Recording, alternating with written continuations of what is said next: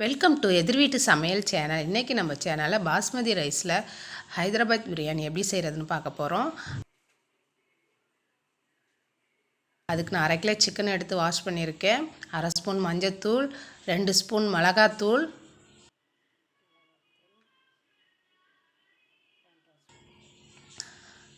1/2 spoon garam masala, இஞ்சி பூண்டு paste 2 spoon போடுறேன், கொஞ்சம் மல்லி இலை, கொஞ்சம் புதினா இலை,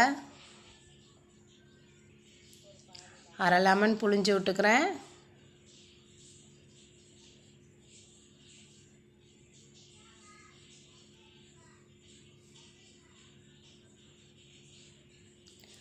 ஒரு 4 ஸ்பூன் அளவுக்கு தயிர் விட்டுக்கிறேன்.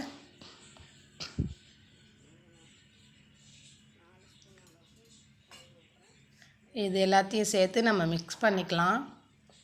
தயிர் நான் அந்த சிக்கனில் நல்லா அந்த தயிர் ஊறி நல்லா சாஃப்டாக கிடைக்கும். அதனால் ஹைதராபாத் பிரியாணி செய்யும்போது எக்ஸ்ட்ரா நம்ம தயிர் சேர்த்துக்கணும். கொஞ்சமாக உப்பு போடுறேன். இந்த சிக்கன் ஊறுறதுக்காண்டி கொஞ்சமாக உப்பு போடுறேன். இதை நல்லா பிசைஞ்சு ஒரு 10 நிமிஷம் இதை அப்படியே நம்ம ஊற விட்டுறலாம்.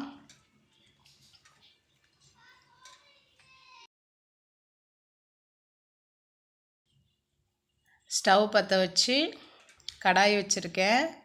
இப்போ கடாயில் கொஞ்சமாக ஆயில் விட்டு வச்சுருக்கேன். ஆயில் சூடானோன்னே திராட்சை போடுறேன். திராட்சை ஒரு கைப்பிடி அளவுக்கு அதை நம்ம பொரித்து எடுத்துக்கலாம். ரொம்ப கருகிற அளவுக்கு பொரிச்சிடக்கூடாதுங்க. இந்த மாதிரி பொரித்து நம்ம எடுத்துக்கலாம். முந்திரி எடுத்து வச்சுருந்தேன். அதுவும் ஒரு கைப்பிடி அளவுக்கு, அதையும் நம்ம பொரித்து எடுத்துக்கலாம். இந்த ஹைதராபாத் பிரியாணியில் முந்திரி திராட்சைலாம் போடும்போது செம்ம டேஸ்ட்டாக இருக்குங்க. வீட்டில் உள்ள பொருளை வச்சே நம்ம எப்படி செய்கிறதுன்னு நம்ம பார்க்கலாம். நான் ஒரு பெரிய வெங்காயம், நல்லா பெரிய வெங்காயம் ஒன்று நான் கட் பண்ணி வச்சுருந்தேன். அதை நான் பொன்னிறமாக வர அளவுக்கு வறுத்து எடுத்துக்க போகிறேன்.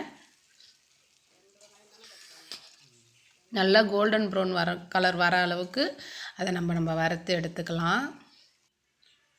பாருங்கள், நல்லா வந்துருச்சு. இந்த பக்குவத்துக்கு நம்ம எடுத்துடலாம். இது எடுத்ததுக்கப்புறம் நல்லாவே கலர் மாறிடும் நம்மளுக்கு.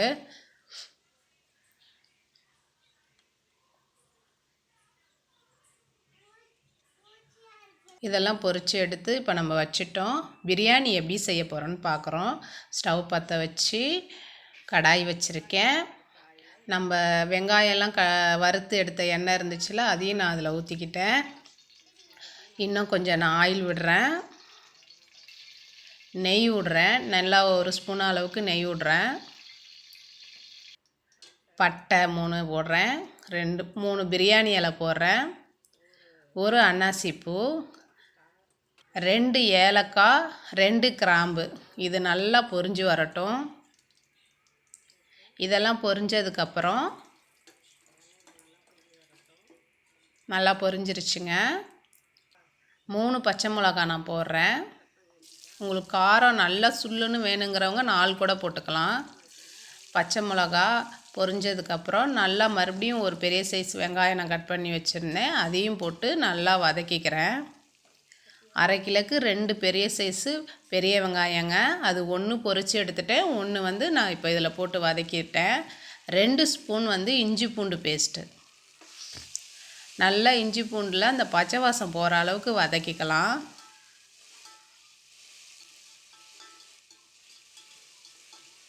நல்லா வதங்கினதுக்கப்புறம் நான் ஏற்கனவே 4 ஸ்பூன் தயிர் சிக்கனில் ஊற்றிருக்கேன். இப்போ ஒரு 4 ஸ்பூன் அளவுக்கு நான் இதுலேயும் ஊற்றி அதை வதக்கிக்கிறேன்.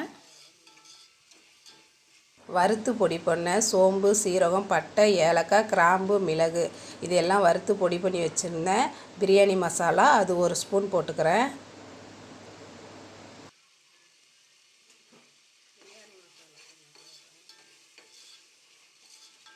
பிரியாணி மசாலா, இஞ்சி பூண்டு எல்லாமே நல்லா வதங்கிருச்சு.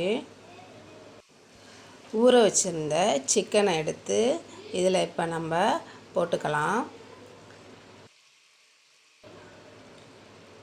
எல்லா சிக்கனையும் எடுத்து நம்ம போட்டுக்கலாம். அந்த இஞ்சி பூண்டுலேயே நல்லா அந்த சிக்கனெல்லாம் நம்ம பிரட்டிக்கணும்.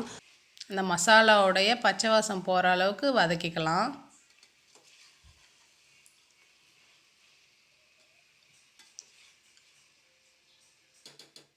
நல்லா வதங்கிருச்சு பாருங்கள். அந்த எண்ணெயெல்லாம் பிரிஞ்சு வந்துருச்சு பாருங்கள்.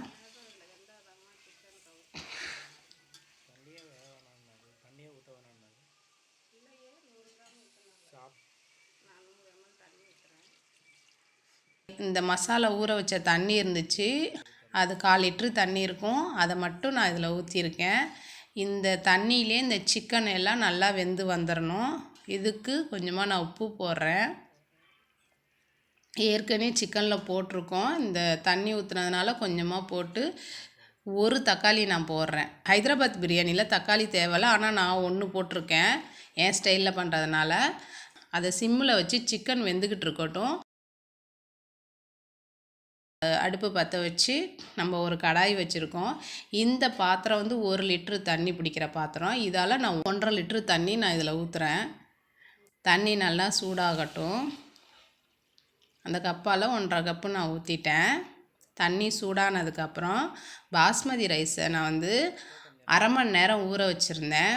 நல்லா கழுவிட்டு ஊற வச்சுருந்தேன். இப்போ தண்ணி சூடானோன்னா நான் டைரெக்டாக இப்போ அதை வேக வைக்கிறதுக்காண்டி அதில் போட்டேன்.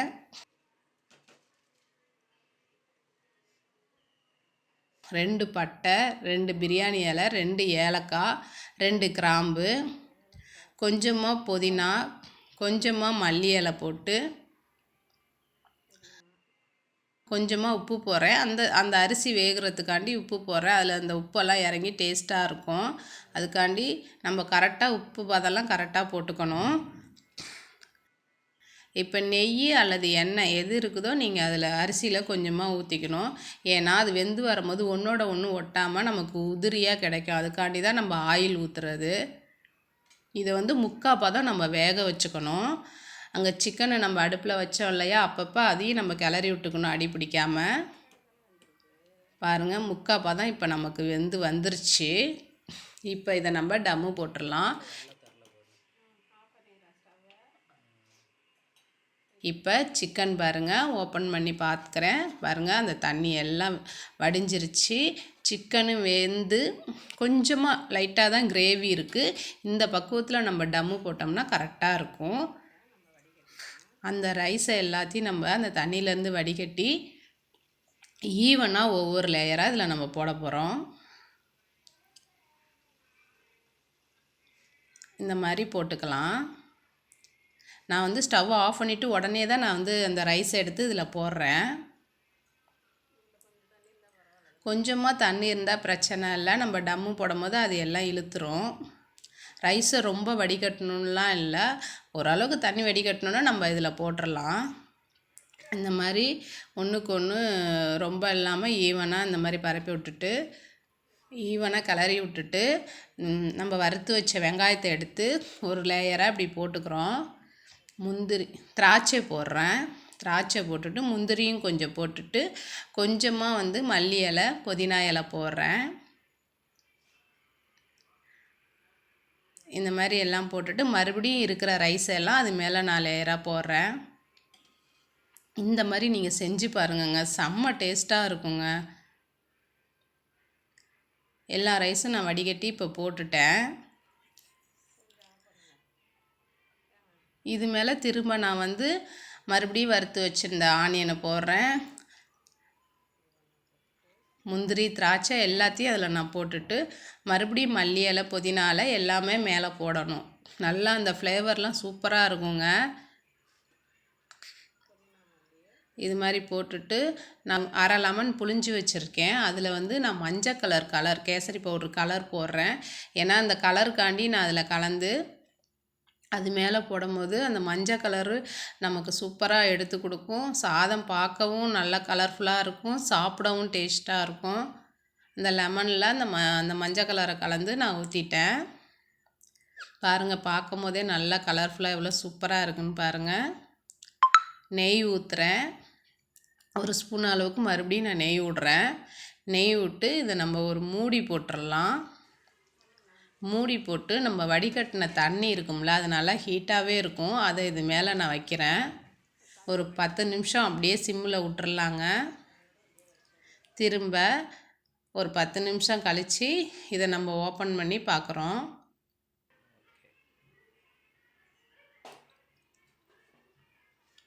நல்லா வெந்து வந்திருக்கும் பாருங்கள். ரைஸ்லாம் நல்லா மெலிசாக வெந்து கரெக்டான பக்குவத்தில் நமக்கு வந்திருக்கு. இப்போ பாருங்கள் எவ்வளோ சூப்பராக வந்திருக்கு பாருங்கள். இது பிரட்டி விடணுன்னு இல்லை, அப்படியே எடுத்து நம்ம சாப்பிட்லாம்.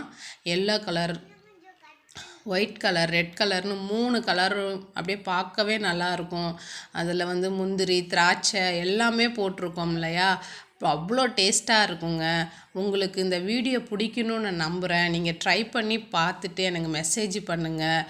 இந்த மாதிரி ஹைதராபாத் பிரியாணி வீட்டிலே ரொம்ப சிம்பிளாக நீங்கள் செஞ்சு பார்க்கலாம். ஹைதராபாத் பிரியாணி ரெடி. இந்த வீடியோ பிடிச்சிருந்தா லைக் பண்ணுங்கள், ஷேர் பண்ணுங்கள், சப்ஸ்கிரைப் பண்ண மறந்துடாதீங்க. பெல் ஐக்கானை கிளிக் பண்ணுங்கள்.